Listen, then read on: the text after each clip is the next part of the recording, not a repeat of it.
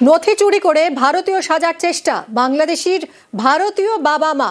বসিরহাট ১ নম্বর ব্লকের পূর্ব ঘোনায় চাঞ্চল্য ছড়িয়েছে। কি অভিযোগ জানবো জিয়াউলের কাছ থেকে। জিয়াউল, দেখো, অর্থাৎ একদিকে বাংলাদেশি তিন যুবক তারা কিন্তু ভারতীয় বাবা মার নথি চুরি করে সেখান থেকে কিন্তু একাধিকবার তারা কিন্তু ভারতীয় ভোটার হওয়ার চেষ্টা এবং ভারতীয় হওয়ার চেষ্টা, অর্থাৎ মূলত তিনজনই কিন্তু তিন ভাই, অর্থাৎ একদিকে মোস্তাকিম, ঝন্টু এবং গফুর শেখ, তিনজনে কিন্তু বাংলাদেশি। তারা কিন্তু ভারতে এসে প্রথমে এক বাবা মার কাছ থেকে নথি চুরি করে সেখান থেকে কিন্তু তারা বাংলাদেশের ভোটারের নাম, ভারতীয় ভোটারের নাম তোলেন।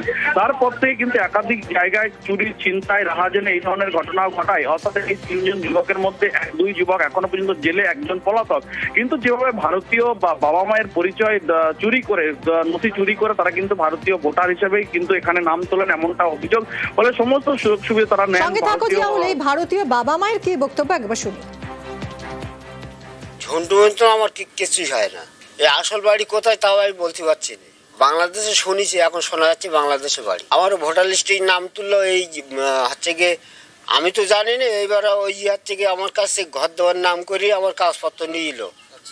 কাগজপত্র নিয়ে কেতে কি করেছে আমি নিজেই বুঝতে পারছি না। মেম্বার নিয়ে এলো, আগে যে মেম্বার ছিল। হ্যাঁ, আমি তো জানিয়েছি, থানায় জানিয়েছি, ফাঁড়িতে জানিয়েছি, তারপর অঞ্চলে জানিয়েছি, ভিডিও জানিয়েছি, কোর্টে জানিয়েছি। ঝন্টু মন্ডল এখন থানায় এই এত রয়েছে, ওই জেলে রয়েছে। অনেক কার মার্ডার করেছে শুনেছি। আসল বাড়ি কোথায় তা কি করে বলবো বলো? বারবারই যদি এরকম আবেদন জানাও তা আমরা বারবার বলতে পারি। আমাদের ওতে যেন নামটা কাটা যায়, যাতে গ্রামেও আরো ১০ জন আছে তাদের কাছেও শোনো আমাদের ছেলেকে। আমার তো একটাই মেয়ে, কি করে আসলো তা আমরা কি করে বলবো?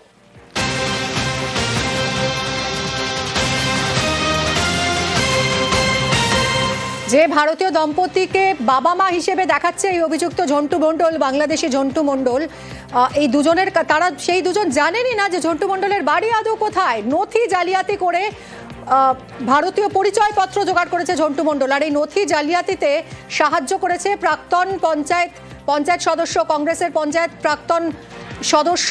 তার বিরুদ্ধে অভিযোগ উঠছে। জিয়াউল, কি অভিযোগ, কিভাবে এই কাগজপত্র হাতিয়ে নিয়ে জাল পরিচয়পত্র বানালো ঝন্টু মন্ডল? দেখো, একদম চাঞ্চল্যকর অভিযোগ। একদিকে ছাত্তার মন্ডল এবং তার স্ত্রী আসনা মন্ডল, তারা বাংলার বাড়ি অর্থাৎ আবাসের জন্য তারা ঘরের জন্য অ্যাপ্লাই করেছিলেন। পঞ্চায়েত সদস্যর কাছে কিন্তু সমস্ত নথি দিয়েছিলেন, কিন্তু সেই নথি চুরি হয়েছে। অর্থাৎ সেই নথি তিনি সেখান থেকে নিয়ে বাংলাদেশি যুবকদেরকে এদেশীয় ভোটার কার্ড তৈরি করতে বা এদেশীয় বাসিন্দা তৈরি করতে সমস্ত ডকুমেন্ট সেই পঞ্চায়েত সদস্য, কংগ্রেস পঞ্চায়েত সদস্যকে তাদেরকে দিয়েছেন। আর তার থেকেই কিন্তু তারা একেবারে ভারতীয় ভোটার হিসেবে বা ভারতীয় ব্যক্তি হিসেবে তারা নাম তুলেছেন।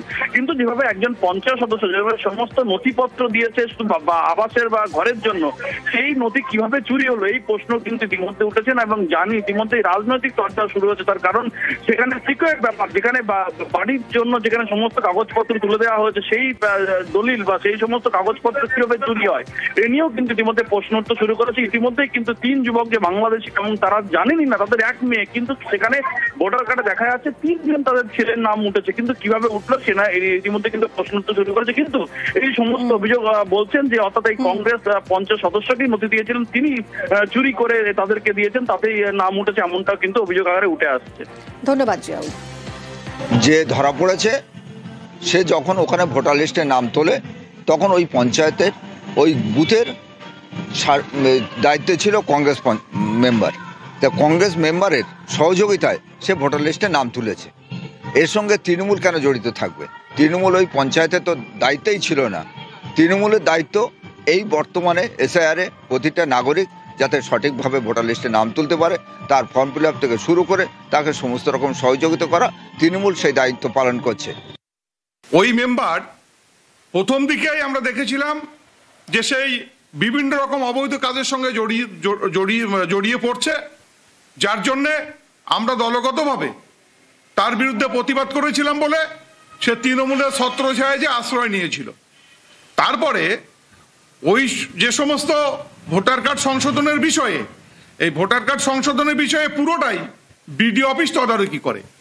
যে সময়ে ঘটনাটা ঘটেছে সেই সময়ে বিডিও অফিসটা পরিচালনা করে গেছে তৃণমূল, এবং এই তৃণমূলের জামানাতেই বিডিও অফিসের সহযোগিতা এই সমস্ত কাজগুলো সম্ভব।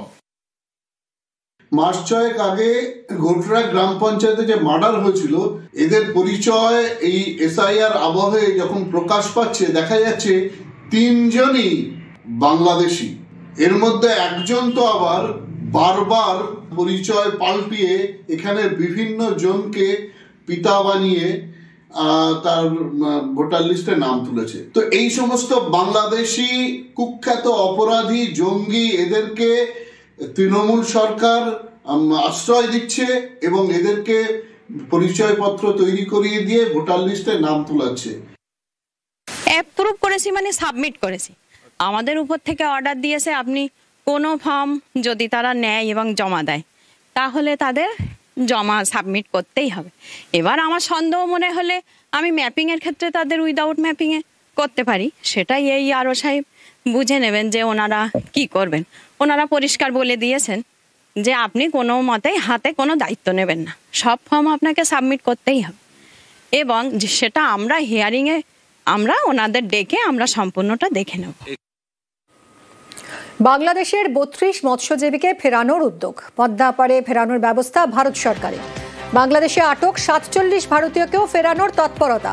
বিশ্বজিতের থেকে আপডেট নেব। বিশ্বজিৎ, যা যা প্রসিডিওর রয়েছে সব কি শেষ হয়েছে? আজকে কি এরা তাহলে ফিরছেন?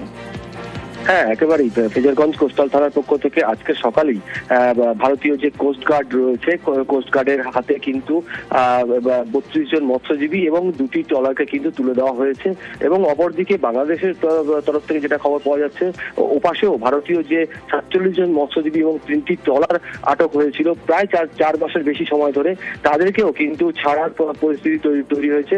অর্থাৎ তাদেরকেও বাংলাদেশ যে বর্ডার গার্ড আছে তাদের হাতে তুলে দেওয়া হবে এবং আজকেই যেটা বিকাল থেকে দুপুরের মধ্যে আজকেই কিন্তু ভারত বাংলাদেশ যে জলসীমান্ত রয়েছে সেখানে যে 2 দেশের উপকূল রক্ষী বাহিনী তারা কিন্তু তাদের যে মৎস্যজীবী সেটা কিন্তু হস্তান্তর হবে।